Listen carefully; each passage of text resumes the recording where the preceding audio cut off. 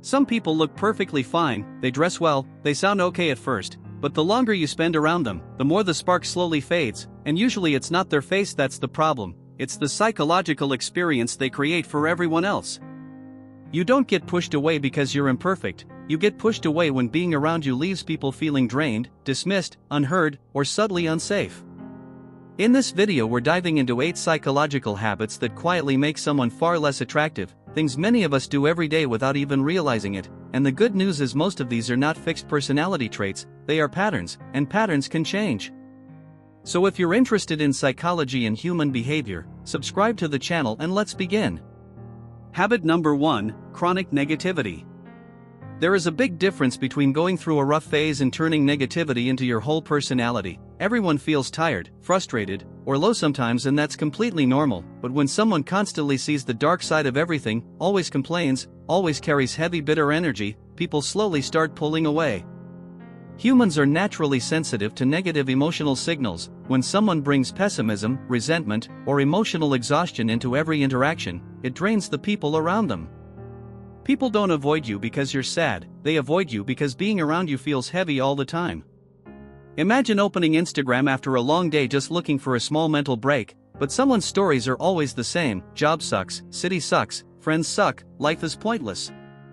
Once or twice it feels real and relatable, but every single day it becomes emotionally exhausting. People don't mute you out of cruelty, they do it for self-protection.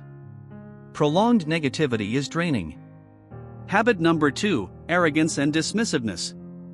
This is not confidence, this is the constant feeling of I'm better than you. Real confidence feels calm and secure, it doesn't need to push others down to feel strong. Arrogance shows up in small sharp ways, interrupting people, rolling eyes, smirking, talking down, dismissing ideas as if they are stupid, acting like other people are not worth listening to.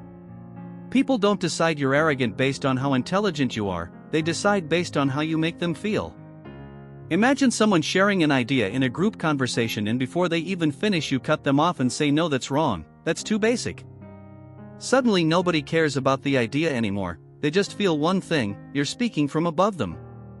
Even if your point is correct, even if your idea is better, if your tone carries contempt or condescension, it still feels unpleasant. Confidence attracts, contempt repels. Habit number 3, humble bragging. Some people think this sounds clever, but it usually backfires.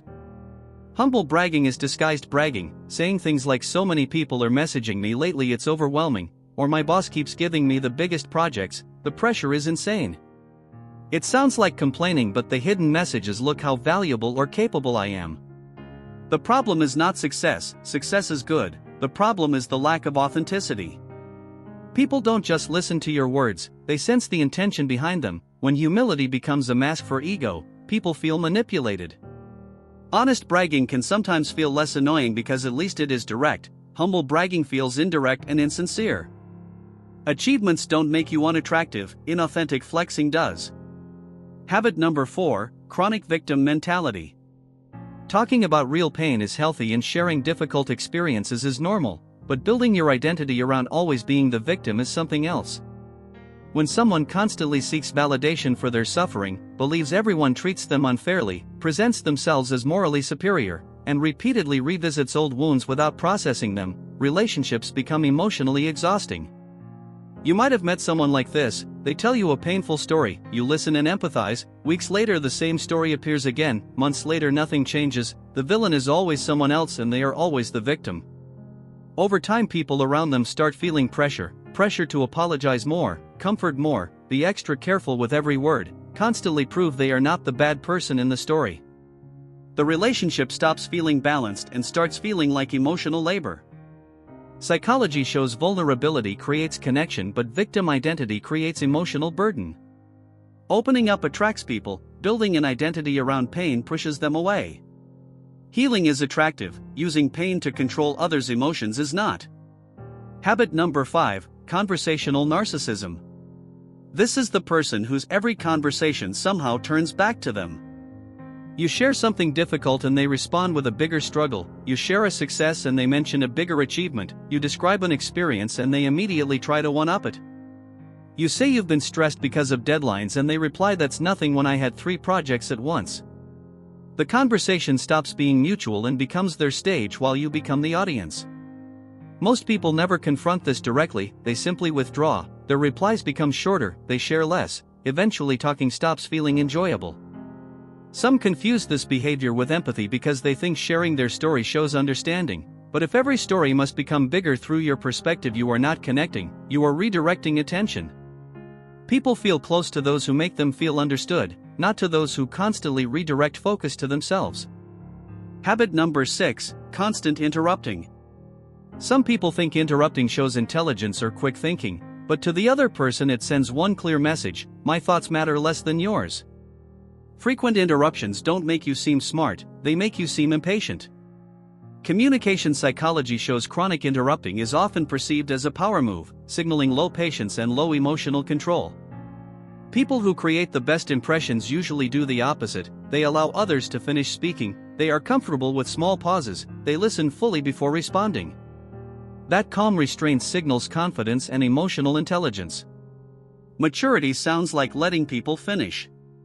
Interrupting doesn't make you dominant, it reveals restlessness. Habit number 7, uncomfortable nonverbal signals. Sometimes attraction fades before any words are spoken because body language communicates first. One type is completely closed posture, avoiding eye contact, turning the body away, arms tightly crossed. The message people subconsciously receive is simple: this person is not open to connection. On the other side, there is excessive intensity, staring too long, standing too close, slowly invading personal space without noticing. Even if you don't consciously recognize it, your body reacts and you instinctively step back. Humans respond to feelings of safety before logic. Closed posture, avoidant eye contact, or overly intense behavior can signal discomfort or instability. Naturally attractive people often keep body language simple: relaxed posture, natural eye contact, comfortable distance. Calm presence feels safe. Habit number 8, poor self-regulation signals. This is not just one behavior, it is a cluster of signals showing someone feels overwhelmed internally. Chronic lack of sleep, constantly looking exhausted, messy appearance, restless fidgeting, cracking knuckles repeatedly, rubbing the forehead, tapping constantly, checking the phone obsessively, biting lips continuously. Many people assume this is only about appearance, but socially these signals communicate something deeper: instability in the moment. Imagine meeting someone for coffee or conversation and they keep checking the time, touching their face repeatedly, looking extremely tired, appearing mentally distracted. You don't dislike them, but you don't feel fully comfortable either, not because of their looks but because their body signals stress and imbalance. Research in social psychology shows even sleep deprivation alone can make a person appear less healthy, less attractive, and less trustworthy, not because their face changes dramatically but because the overall energy feels off. This is not about perfection, nobody looks perfect all the time, but humans naturally read emotional stability through physical signals. Calm stability feels safe, chaotic energy often feels uncomfortable. All of these habits share one common theme: they make people feel tired, smaller, unheard, or subtly unsafe in your presence. That's why unattractiveness is often not about physical appearance, it is about the emotional experience you create for others. The hopeful part is none of these are permanent flaws, they are behavioral patterns, and patterns can change with awareness. None of us are perfect, we all become negative sometimes, we interrupt, we shift conversations toward ourselves, we hold on to pain longer than we should.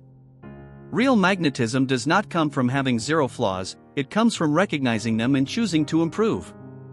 If this entire video could be summarized in one line, it would be this: the real turn-off is not the flaw, it is the repeated pattern. If this video resonated with you, press like so the algorithm can recommend this content to more people, and if you want more content on psychology, communication, and human behavior, subscribe to the channel and turn on notifications. One last question: out of these habits, which one have you noticed most in real life, or which one have you caught yourself doing? Write it in the comments. Sometimes simply naming the pattern is the first step toward changing it.